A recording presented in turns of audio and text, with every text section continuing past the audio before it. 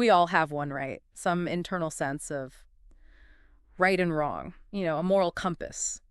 But have you ever thought about how that compass actually develops?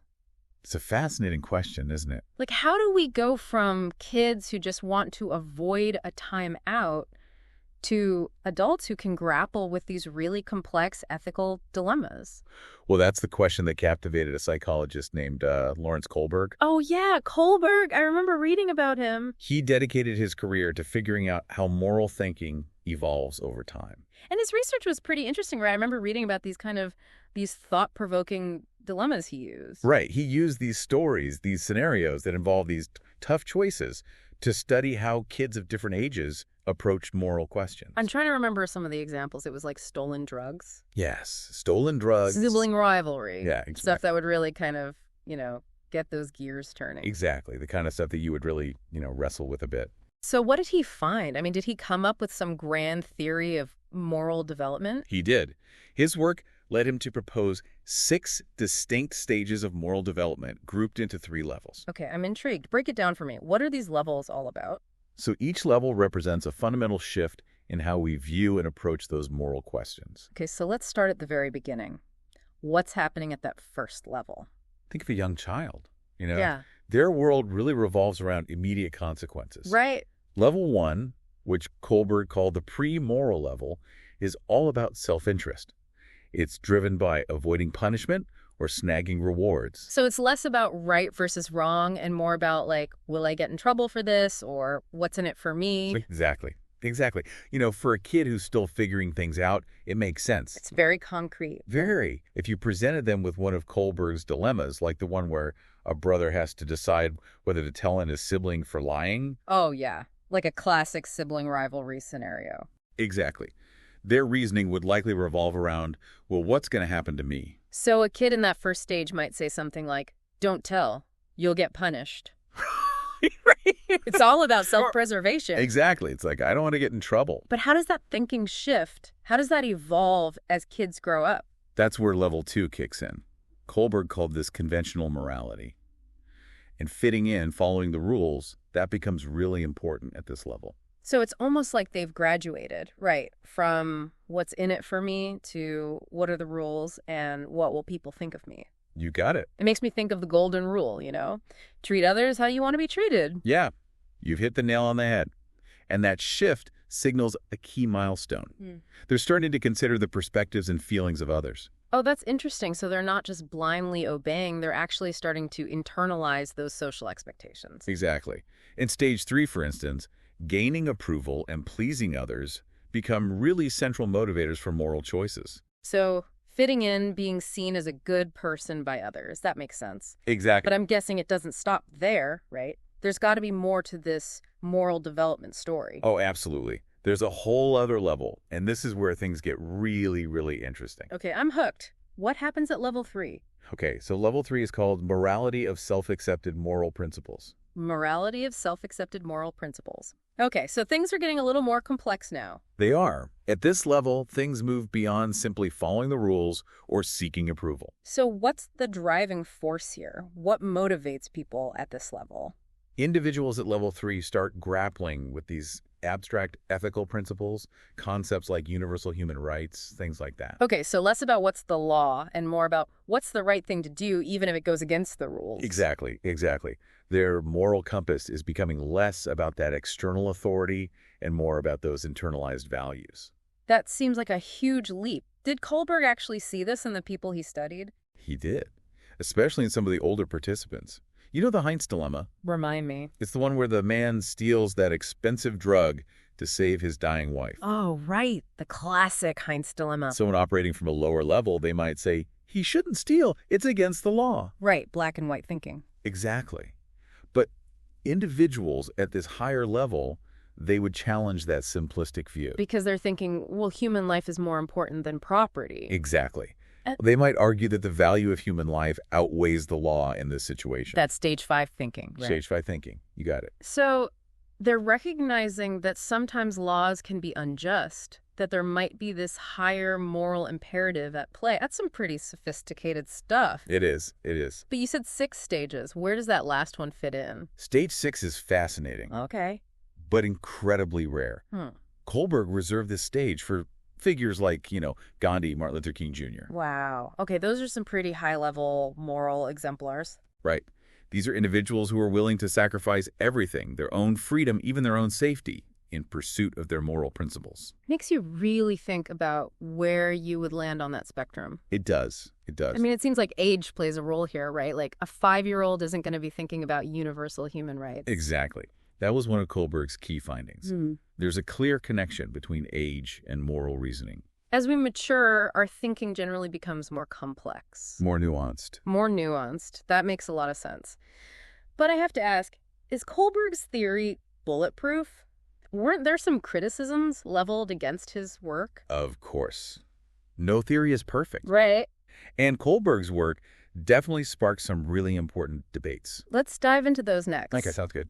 All right, so we've kind of laid out this intricate map of moral development. We have. But you mentioned that not everyone was totally on board. Right. What were some of the big criticisms leveled at Kohlberg's theory? Well, one of the most common critiques focuses on the gap between thought and action. Oh, interesting.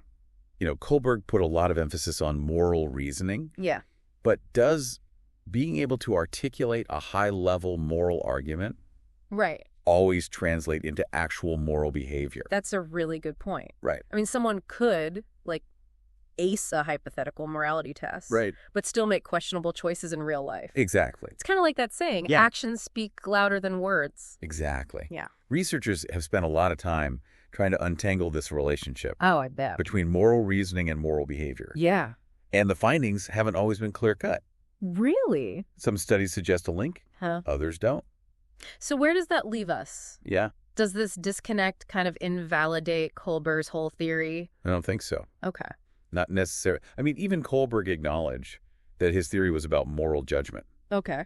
not a foolproof predictor of how people would act in every situation. Right. And let's face it, real-life decisions are messy, They are. right? Oh, We're yeah. constantly bombarded with situational factors, social pressures, emotions. Yeah. All these things can influence our choices, Right. even when we know better. Right. Like, I might have this really strong belief in honesty, Yeah, but if I'm, desperate enough, right. I could still be tempted to cheat on a test or something. Of course. We're all human. We are. So it's Yeah, we're kinda- Kohlberg's giving us this framework for understanding the development of moral thinking, Exactly. but translating that into real-world action, Yeah. that's a whole other ballgame. It is.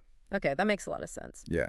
So what about the cultural critique? Right. I remember you mentioning that some folks felt like Kohlberg's stages might be too Western-centric. Yeah, that's another important point. Critics argued that his framework Yeah. might not apply universally to cultures with different values and social structures. Right, I can see that. Like in some cultures, the needs of the community might be prioritized over individual rights. Yeah. Wouldn't that potentially clash with Kohlberg's focus on individual moral development? It's a valid question. Yeah. And thankfully, researchers didn't shy away from it. Oh, Studies across 27 different cultures wow. actually found that stages 1 through 5 appeared pretty consistently. Really? Yeah, people seem to progress through those stages Uh-huh. in a similar order regardless of their cultural background. So there's some real cross-cultural validity there. There is. There is. But you said stages 1 through 5. Right. What about that elusive stage 6? Right. Stage 6, remember, is that rare level Yes. where individuals operate from deeply held universal ethical principles. Uh-huh. It wasn't as consistently observed across cultures. Interesting. In some collectivist cultures like Taiwan or Papua New Guinea, Okay. researchers found people emphasizing community welfare Uh-huh. in a way that didn't quite fit neatly into Kohlberg's framework. So it's like their moral compass was oriented toward the well-being of the group Yes. rather than individual rights and justice. Exactly. It makes sense given the cultural differences. It does. Yeah. So it suggests that while the basic progression of stages Mhm. might be universal, Yeah. the specific content of those stages, Right. the values we prioritize, Exactly. can be shaped by the culture we're raised in. a fascinating interplay of nature and nurture. It really is. It is. But there was one more critique, right? Yes. Something about gender differences and moral reasoning. Yes. That's the one that tends to spark some heated debate. I bet. Carol Gilligan. Oh, yeah. A renowned psychologist argued that Kohlberg's theory might be biased against women. Okay. She suggested that women approach moral problems differently, prioritizing care and relationships over abstract principles of justice. I've heard of that. Yeah. It's not that women are less moral, Right. but that they might be using a different framework for making those moral judgments. That's the crux of her argument. Gilligan proposed that women tend to have a care orientation, Okay. where empathy, compassion, and preserving relationships take center stage. So their focus is on maintaining those connections. Yes, exactly. Yeah. And this focus on care, she argued, might even lead women to make choices Yeah. from a seemingly lower stage, Interesting. even if they're capable of higher-level reasoning. So, for example, a woman might fully grasp the concept of justice, but in a real-life dilemma, Yeah. her primary concern might be protecting the people she loves, Exactly. even if it means kind of, bending the rules a little bit. Precisely, Gilligan felt that Kohlberg's emphasis on individual rights Right. and abstract justice didn't fully capture this care-based approach that she saw as being more prevalent in women.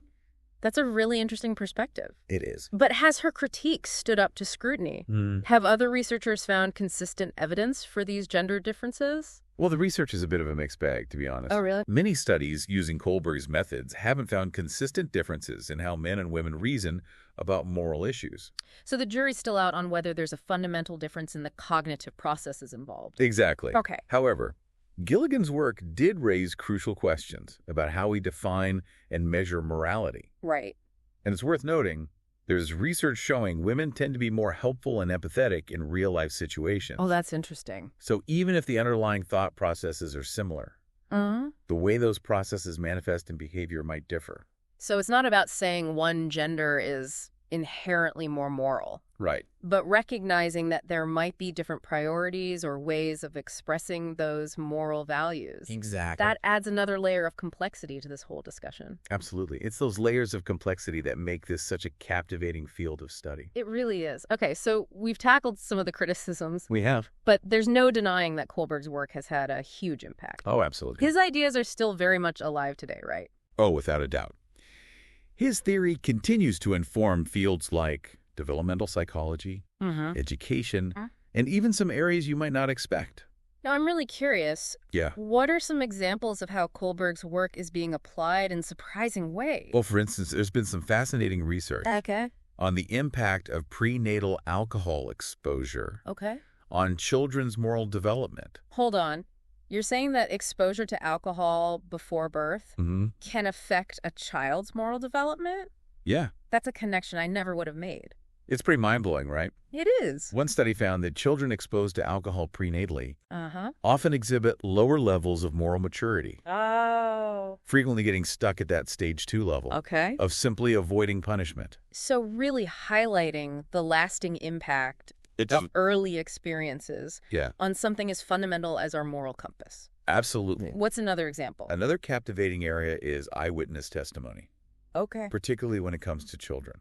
Remember how Kohlberg's research showed that moral reasoning becomes more sophisticated with age? Yes, that was one of his central findings. Well, researchers have been exploring how that developmental progression relates to children's understanding of secrecy and lying. Okay. One study had kids play with forbidden toys and then asked if they had played with them. Oh, sneaky. The findings showed that older children, Yeah. those likely at higher Kohlberg stages, Okay. were more inclined to keep the secret, even when directly questioned. That's fascinating. Yeah. So they're developing moral reasoning, specifically around loyalty and rule following, Yes. actually made them less reliable as witnesses. It's a complex issue with a lot of nuances, but that's certainly one interpretation. Yeah. It underscores how our evolving understanding of morality Right. can have unexpected implications, even in legal contexts. This is incredible. It is. We started with this simple question about how morality develops, and now we're delving into everything from cultural variations to prenatal influences to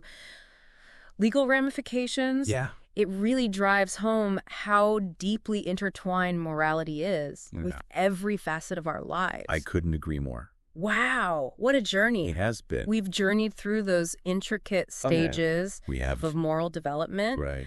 grappled with some thought-provoking criticisms and explored those unexpected ways. Kohlberg's ideas are still shaping research today. It's fascinating, isn't it? It really is. It makes you realize that morality is so much more than just these simplistic notions of right and wrong. Right. It's this dynamic process. Absolutely. Constantly evolving, shaped by biology, our experiences, the world around us. The world around us. I'm still thinking about those 6 stages Yeah. and where I might fit in. Right. Am I a stickler for rules? Someone who always follows that conventional path? Yeah. Or am I more driven by, like, abstract principles, willing to challenge the status quo? It really makes you reflect It does. on your own moral compass. Yeah. And I think that's one of the most valuable things I mean, so too. about Kohlberg's work. Yeah. It really invites us to examine our own It does. moral compass, right? To understand the reasoning behind our own beliefs and actions. Yeah. It's not about judging ourselves or others, but about becoming more aware, more intentional in the choices we make. I agree. But there's one question that keeps kind of swirling in my mind. Kohlberg was a big believer in nurturing moral development as part of education. He was.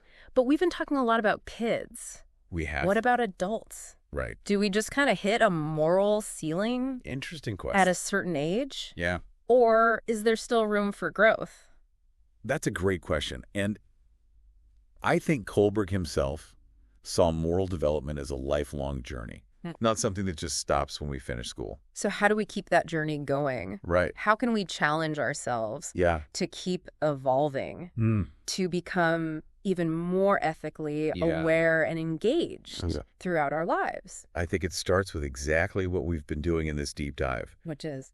Actively engaging with diverse viewpoints, questioning our own assumptions, being open to new ways of thinking about these complex issues. So like reading articles or books that challenge our perspectives, having those tough conversations with people who see things differently. Yes, absolutely. Really wrestling with those moral dilemmas that life throws our way. Yes. And having the humility to admit when we might be wrong. Oh, that's a tough one. It is. But important. It is. To learn from our mistakes and to constantly strive for a more just and compassionate world. Yeah, it's not easy. It's not. That's for sure. No. But that's part of what makes the journey It is. so meaningful. It is. It's a reminder that we all have the potential for growth. We do. No matter where we are on that moral path. Exactly. And who knows? Yeah. Maybe with enough self-reflection, right? With enough willingness to challenge ourselves, we might all just reach that elusive stage 6. Right. Joining the ranks of those moral giants who inspire us to be better. That's definitely something to aspire to. It is. Well, thank you so much for taking us on this fascinating journey. It's been my pleasure. It's given me a lot to think about. Wonderful. And I'm sure our listeners as well. I hope so. So until next time, keep exploring. Yes. Keep questioning and keep striving to be the best version of yourselves. Sounds good.